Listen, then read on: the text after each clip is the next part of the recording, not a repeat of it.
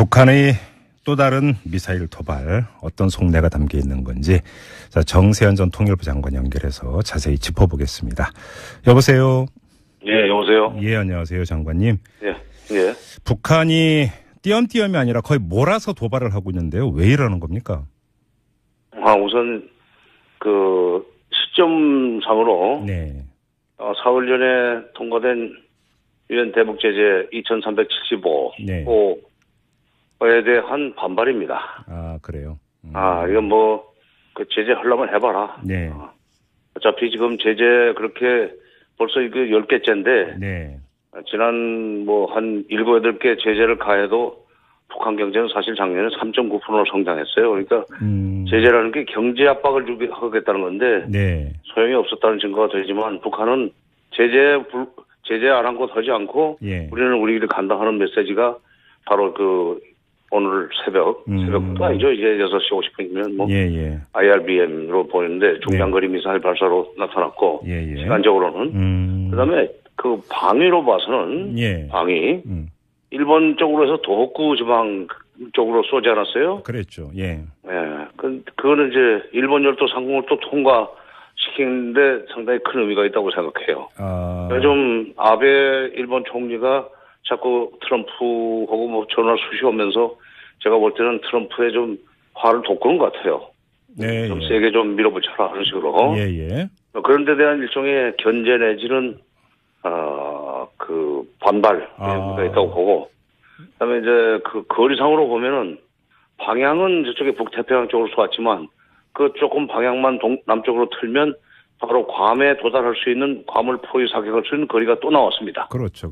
이건 미국에 대한 경고입니다. 그러니까 요즘 좀 미국이 조용하기는 하지만 트럼프 대통령이 하여튼 북한을 또 압박하거나 뭐 또 제재를 하겠다고 이번 일에 대해서 또 제재한다고 나올 거예요. 그럴 경우에 우리 또 그 이상의 도발을 할 수 있다는 메시지가 담겨 있다고 생각합니다. 그러면 지금 미국에 대한 압박용과 일본에 대한 경고용 양수겸장이다 이런 말씀이신데. 그렇죠. 그다음에 또 제재 그 자체에 대한 반발. 그런데 좀 결과적으로 놓고 보면 지금 아베 같은 경우는 여러 가지 뭐 스캔들 이런 것 때문에 정치적으로 공경에 있었는데 북한이 미사일 일본 상공을 지나가는 미사일을 쏘음으로써 오히려 위기감을 증폭을 시키면서 지지율 회복에 견인차가 되고 있다 이런 분석도 있죠. 글쎄, 그러니까 아베한테는 그게 막 결과적으로 정치적인 오히려 도움이 되고 있는 거죠. 도움이 됐지만 북한은 뭐 그것이 중요한 건 아니죠. 아베가 뭐 그러든 말든 아베가 우경화해서 지지율이 높다고 그래서 뭐 좋을 것도 없고 나쁠 것도 없고 또 아베 지지율이 내려간다고 그래서 북한이 별도로 좋아질 것도 없다면 자기네 그 대미 메시지 내지는 국제사를 상대로 한 여러 가지 그 위협적인 행위가 결과적으로 자기네들의 협상에서의 몸값을 높인다. 이렇게 계산하면은 아베한테는 뭐 반사이익이 가죠. 북한은 그런 거 계산 안 할 겁니다. 알겠습니다. 조금 전에 이제 장관님께서 오늘 쏘아올린 미사일을 이제 IRBM으로 이렇게 이제 보셨는데요. IRBM 그러니까 중거리 탄도 미사일 같은 경우는 북한이 이미 개발을 완료해서 더 이상 무슨 실험을 하고 말 이런 성질의 미사일은 아닌 거죠. 아니죠. 지금 계속 지난번에도 IRBM을 쏘았는데 일본 열도 상공으로 해서 홋카이도 쪽으로 그때 날렸을 겁니다. 그러니까 IRBM은 확실하게 이제 확보가 됐다. 기술은. 그 메시지가 굉장히 의미가 크죠. 그러니까 ICBM까지는 아직 못 갔다고 보지만 IRBM이라도 확실하게 도달하면 그 달성을 했으면 목표를 달성했으면 그 미국한테는 큰 위협이죠. 괌도가 결국 사정권 내에 들어가니까. 그렇죠. 이게 ICBM이면 무슨 뭐 이제 개발을 위한 그 뭐 실험적 차원 이렇게 해석할 여지가 조금이라도 있을지 모르겠지만 IRBM이라면 또 그건 아니라는 말씀이신 거고요. 이 확실성. 그러니까 무기로서의 확실성. 이거를 계속 확인하는 거죠. 그리고 그것이 상대방한테 메시지로 전달되면은. 알겠습니다. 얼마 전에 또 핵실험이 있었는데 7차 핵실험까지 갈 거라고 보세요? 계속 이 압박을 하면 압박을 계속해 나가면 북한은 더 센 반발을 하는 게 그 사람들의 DNA니까. 헐리라고 봅니다. 그러기 전에 그래서 제가 7차 핵실험까지 가고 나면 북한한테 줘야 될 반대 거부는 더 크니까 지금 시점에서 빨리 우리가 미국으로 하여금 북한과 대화하도록 종용을 해야 된다. 미북 대화를 종용해야 된다. 우리가 해야 된다 그걸. 했던 거죠. 평양 순환 비행장 같은 경우는 의미가 있다고 봐야 되는 겁니까? 어떻게 해야 되는 겁니까? 근데 그게 뭐 이제 서울에서 순환 비행장까지 직선거리 250km 정도 된다는 건데. 순환 비행장 쪽을 겨냥해서 쏜 건 아니고 250km짜리를 동해상으로 쐈죠. 그러니까 날아가는 북한의 IRBM을 격추시키겠다고 쏜 건데 현무 미사일 말씀하시는 거죠? 못 맞췄고. 그러니까 250km는 방향만 틀면 북쪽으로 쏘면 북쪽으로 오면 순환을 때릴 수 있다는 메시지죠. 그것은. 그런데 하나는 못 맞췄고 하나는 바로 추락해버렸고 이게 좀 창피하게 됐어요. 그러니까 지금 한 발이 추락했다고 그러는데 이건 어떻게 받아들여야 되는 겁니까? 참. 그동안에 비싼 돈 들여가지고 개발했던 현무 2인지 2ANG가 이게 맹탕이라는 게 증거가 된 거 아니에요. 그동안에 그러니까 우리 방위 산업이 얼마나 예산 들어가면서 큰 소리는 쳤지만은 예산 많이 써가면서 큰 소리 쳤지만 성과는 없고 성능은 형편없다는 것이 입증이 됐으니까 이게 앞으로 이것도 문제예요. 이것도 지금 적폐 중에 하나예요, 지금. 방위산업 말씀하시는 겁니까? 그렇죠. 아니, 돈을 얼마나 썼습니까? 북한 핑계대고. 그리고 막상 일 터지니까 두 발 중에 한 발은 떨어져 버리고 뭐예요, 그게? 하나는 가짜라는 얘기 아니에요. 깡통 아니고. 알겠습니다. 아무튼 참, 이 문제 어떻게 풀어야 되는 겁니까, 장관님? 더 이상 이 사람들이 도발을 하지 않도록 하기 위해서는 빨리 지금 대화로 가고 미국으로 하여금 대화 쪽으로 방향을 틀도록 만들고 대화를 통해서 북한이 핵카드나 미사일 카드를 가지고 받아내려고 하는 반대급부 제가 최근에는 그건 미북 수교밖에 없다 라는 얘기를 했습니다만 그거 들어주면 끝나는 일이에요. 이것은 북미 수교 해법은 결국은 궁극적 해법은 북미 수교밖에 없는 겁니까? 그렇죠. 트럼프 행정부가 거기까지 갈 가능성은 어떻게 대답하세요? 글쎄요. 그러니까 그건 제가 예단할 수는 없지만은 우리가 나서서 그런 식으로 해서 문제를 이거 끝장내자 하는 식으로 설득을 해야 됩니다. 트럼프가 안 들으려고 미리 예단을 하고 시도도 안 하는 것은 굉장히 어떤 점은 어리석어요. 해보지도 않고 겁을 내고 주저앉으면 어떻게 해요? 그리고 미국이라는 나라는 역시 우리가 동맹이기 때문에 동맹이 간절히 원하고 강력하게 요구하는데 그걸 무시하면서 쓸데없는 소리 내 말대로 해라고 한다면은 그때는 한미동맹에 대해서 우리 국민들도 다시 생각을 해야죠. 그런데 지금 한미동맹 말씀하셨으니까 얼마 전에 일본 언론에서 무슨 트럼프가 아베하고 통화할 때 거지 같다라는 표현도 썼다 이런 보도도 나온 적이 있었는데 또 국내 보수 언론은 코리아 패싱을 계속 지금 부각을 시키고 있고요. 한미 동맹의 지금 결합력 어떻게 평가를 하세요? 한미 동맹 그러니까 미일 동맹이라고 하는 미일 동맹과 한미 동맹은 사실은 격이 다릅니다. 미일 동맹은 거의 A급이라고 볼 수 있는 거고, 우리 동맹은 이렇게 A급까지는 못 되고 B- 정도나 된다고 봐야 될까 그렇게 미국에서 볼 때. 미국에서 중요도가 떨어지니까. 그리고 일본 사람들은 우리보다 훨씬 부자 아닙니까, 일본은. 돈도 많이 쓸 준비가 돼 있고 미국의 뒷바라지를 미 군의 뒷바라지도 얼마든지 하겠다는 거 아니에요? 자유대가 나와서. 그러니까 트럼프가 아베의 얘기를 더구나 그 사람은 장사 속으로 모든 걸 하는 사람이니까 아베의 얘기를 잘 듣게 돼 있죠. 그거는 우리가 흉내를 내거나 샘을 내서는 안 돼요. 그건 일본은 그렇고. 그러나 그렇다고 해서 일본이 그러면은 미일 동맹을 과시한다고 해서 우리가 거기에 샘이 나가지고 우리도 그만큼 해야 된다고 보면 결국 무기 많이 사는 것밖에 없어요. 무기. 이번에도 화가지를 얼마나 많이 썼습니까? 괜히 거지 같느니 무슨 유화정책 때문에 북한이 이렇게 도발한다느니 한 말에 그냥 놀래가지고 무기만 잔뜩 사치놨어요. 그게 탄두 중량 늘려주는 게 공짜 아니에요. 그런가요? 그 돈 나가는 거지. 아니, 거지 같다라는 일본 언론의 보도는 우리 청와대가 부인한 바가 있었는데요. 그런 말 했겠어요. 그러나 모르죠. 트럼프라는 사람의 어휘 자체가 하긴 정제되지 않고 고급스러운 단어가 별로 없으니까 그건 어쩔 수 없는데 그거는 그렇다고 해서 그거 코리아 패싱은 아니죠. 코리아 패싱은 그 강대국들끼리 우리의 운명을 우리도 모르게 결정해버리는 거. 그렇죠. 그러니까 뭐 과거에 1905년에 일본하고 미국이 서로 짜고 미국은 필리핀이 갖고 조선은 일본이 갖는다는 소위 탑스 가슬라 협약 이런 것이 코리아 패싱이죠.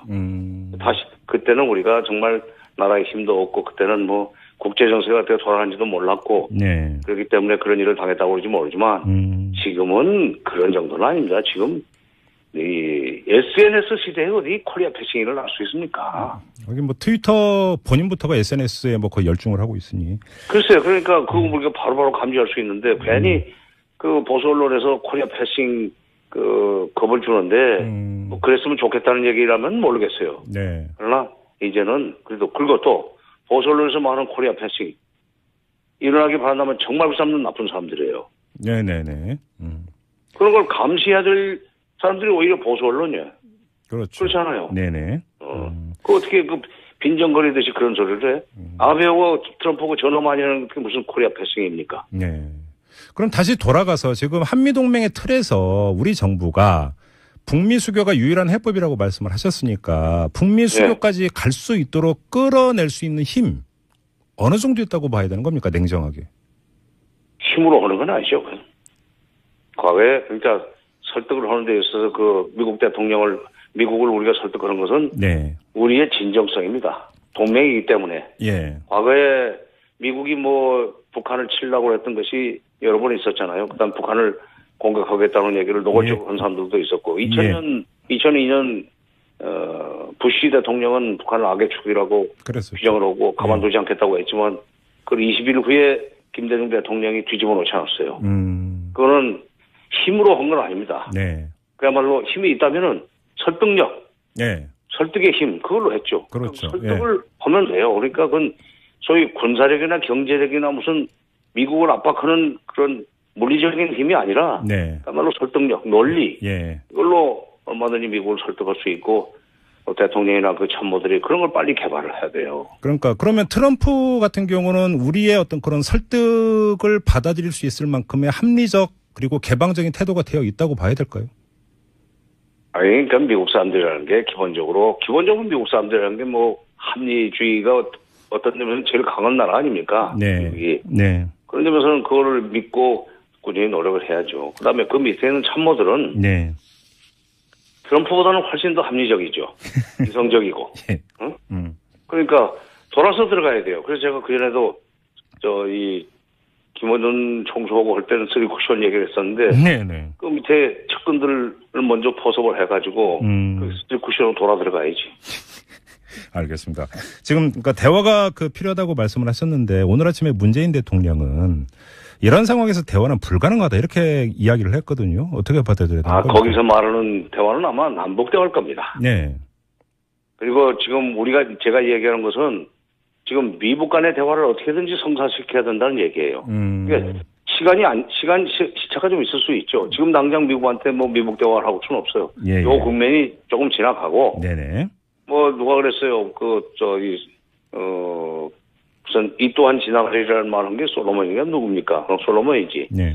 이게 조금 있으면 또 이게 잊혀집니다. 며칠 있으면. 그리고 다시 무슨 뭐 중국이 가운데 서든지 해서 대화 분위기를 조성한다든지 하는 뉴스들이 나올 가능성이 있어요. 이미 양재치가 다녀왔어요.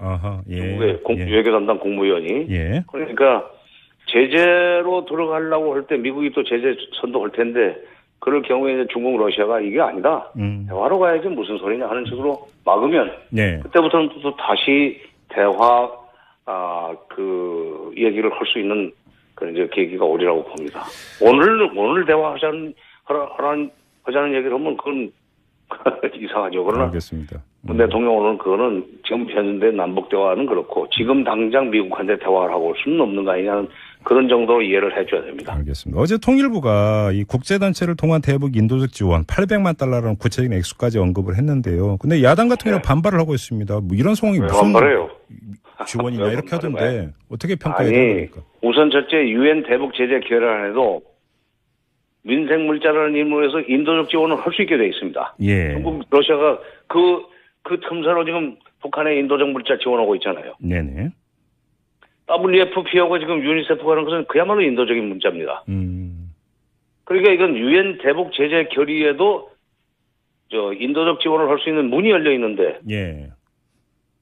남북이 이런 유니세프나 그 WFP 세계 식량 기구를 통해서 800만 달러 정도면 사실은 개인적으로는 큰 돈이지만 그 규모는 별로 안 큽니다. 국제적인 차원에서 보면. 예. 그 주는 거 가지고 무슨 시비 거는 것은 그거는 세상 지금 국제 정치가 어떻게 돌아가는지, 예. 국제사회의 대북 제재에 대한 기본 입장이 무엇인지도 모르고 무턱대고 주지 말라고 그러는 일종의 꽉 막힌 소리예요. 꽉 막힌 소리. 아니 유엔 대북 제재도 뒷문이 열려 있어요. 인도적 지원은 할 수 있게. 예. 네. 얼마 전에 그 장관님께서 문재인 대통령에서 아베와 같다라고 그 표현을 해가지고 일부 언론이 대서특필했던데요. 어떻게 된 내용입니까? 아베라는 표현은 이제 그만 씁시다. 근데 예. 참 그쪽에서도 굉장히 그것 때문에 좀 마음 아파한다는 얘기 들어서 내가 좀 미안하게 생각을 해요. 근데 네. 대통령이 무슨 북한을 가만두지 않겠다, 트럼프 대통령과 같은 그런 쪽으로 가지 말라는 일종의 부탁이었죠. 트럼프 아베처럼 트럼프를 부추기는 식은 좋지 않다. 예. 예. 나중에 우리는 어차피 남북 대화를 해야 돼요. 일본은 북한하고 대화 안 해도 됩니다. 예. 북한과 대화를 해야 할 수밖에 없는 입장에 있는 언젠가는 우리 남한의 대통령이 북한과 다시 안 만날 것처럼 얘기하는 것은 곤란하다는 취지로 얘기한 거예요. 예. 알겠습니다. 마지막으로요. 이 유엔 안보리가 다시 소집이 될 예정인데 어떤 안이 나올 거라고 전망을 하세요? 글쎄요. 지난번에 수소탄 실험을 했다고 하는 데 대한 제재 결의안도 결과적으로 원유 수출 그 양도 줄이지도 못하고 예. 다만 정제율을 조금 양을 줄이는 것밖에 없습니다. 결과적으로 보면은 그리고 김정은을 제재한다는 조항도 빠졌고, 예. 결과적으로 그게 솜방맹이었는데, 네. 솜방맹이었는데 다음번에 또 나온다고 그래서 그보다 더 강한 것이 나올까요? 그리고 저는 중국 러시아가 아마 해봤자 소용없는 일을 왜 계속 이렇게 하느냐. 예. 차라리 예. 북한이 더 이상 저런 일을 못하도록 하려면 미사일 발사하고 핵실험하는 일을 못하게 하려면 빨리 미국이 지금 대화로 나와야 되는 거 아니냐는 얘기를 이번에는 지난번보다 훨씬 더 강하게 중국 러시아가 하리라고 저는 봅니다. 알겠습니다. 자, 말씀 여기까지 드릴게요. 고맙습니다, 장관님. 네. 네, 지금까지 정세현 전 통일부 장관과 함께했습니다. IRBM, 그러니까 중거리 탄도미사일 같은 경우는 북한이 이미 개발을 완료해서 더 이상 무슨 실험을 하고 말 이런 성질의 미사일은 아닌 거죠? 아니죠. 지금 계속 지난번에도 IRBM을 쐈는데 일본 열도 상공으로 해서 네네. 홋카이도 쪽으로 그때 날렸을 겁니다. 네. IRBM은 확실하게 이제 확보가 됐다. 기술은. 네네. 그 메시지가 굉장히 의미가 크죠. 그러니까 ICBM까지는 아직 못 갔다고 보지만 네네. IRBM이라도 확실하게 도달하면 그 달성을 했으면 목표를 달성했으면 네. 미국한테는 큰 위협이죠. 그렇죠. 괌도가 결국 사정권 내에 들어가니까. 그렇죠. 이게 ICBM이면 무슨 이제 개발을 위한 실험적 차원 이렇게 해석할 여지가 조금이라도 있을지 모르겠지만 IRBM이라면 또 그건 아니라는 말씀이신 거고요. 이 확실성 하겠다는 건데. 네. 소용이 없었다는 증거가 되지만 북한은 제재 아랑곳하지 않고. 예. 우리는 우리끼리 간다 하는 메시지가 바로 오늘 새벽도 아니죠. 이제 6시 50분이면 예. IRBM으로 보이는데 중장거리 미사일 발사로 나타났고 시간적으로는 그다음에 그 방위로 봐서는 방위 일본 쪽으로 해서 도호쿠 지방 쪽으로 쏘지 않았어요? 그랬죠. 예. 그거는 이제 일본 열도 상공을 또 통과시키는데 상당히 큰 의미가 있다고 생각해요. 요즘 아베 일본 총리가 자꾸 트럼프하고 전화 수시하면서 제가 볼 때는 트럼프에 좀 화를 돋구는 것 같아요. 네. 좀 세게 좀 밀어붙여라 하는 식으로. 예. 그런 데 대한 일종의 견제 내지는 일본 상공을 지나가는 미사일을 쏘므로써 오히려 위기감을 증폭을 시키면서 지지율 회복에 견인차가 되고 있다. 이런 분석도 있죠. 글쎄, 그러니까 아베한테는 그게 결과적으로 정치적인 오히려 도움이 되고 있는 거죠. 도움이 됐지만 북한은 그것이 중요한 건 아니죠. 아베가 그러든 말든 아베가 우경화해서 지지율이 높다고 그래서 뭐 좋을 것도 없고 나쁠 것도 없고 네네. 또 아베 지지율이 내려간다고 해서 북한이 별도로 좋아질 것도 없다면 네네. 자기네 그 대미 메시지 내지는 국제사를 상대로 한 네. 여러 가지 그 위협적인 행위가 결과적으로 자기네들의 협상에서의 몸값을 높인다. 네. 계산하면은 아베한테는 뭐 좀 반사이익이 가죠. 북한은 그런 거 계산 안 할 겁니다. 알겠습니다. 조금 전에 이제 장관님께서 오늘 쏘아올린 미사일을 이제 IRBM으로 이렇게 이제 보셨는데요. 북한의 또 다른 미사일 도발 어떤 속내가 담겨 있는 건지 자, 정세현 전 통일부 장관 연결해서 자세히 짚어보겠습니다. 여보세요. 예, 여보세요. 예, 안녕하세요, 장관님. 예, 예. 북한이 띄엄띄엄이 아니라 거의 몰아서 도발을 하고 있는데요. 왜 이러는 겁니까? 우선 그 시점상으로 네. 4월 전에 통과된 유엔 대북 제재 2375 네. 에 대한 반발입니다. 아, 그래요. 이건 뭐 그 제재 하려면 해봐라. 네. 어차피 지금 제재 그렇게 벌써 이거 10개째인데 네.